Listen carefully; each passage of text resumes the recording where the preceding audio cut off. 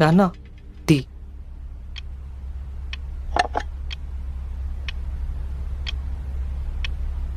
మీ స్కూల్లో ఆడపిల్లలు ఉన్నారా? ఉంటారు. ఆడపిల్ల ఏడుపు ఎప్పుడన్నా చూసావా? ఒరే, స్త్రీ అంటే ప్రకృతి, స్త్రీ అంటే దేవత, స్త్రీ అంటే ఎన్నో వింతల్ని విచిత్రాల్ని తనలో దాచుకున్న ఒక అద్భుతం. నీకు అర్థం కానంత మాత్రాన స్త్రీ విలువ తగ్గదు. కాబట్టి స్త్రీని అర్థం చేసుకోవడానికి ప్రయత్నించినా అర్థం కాదు.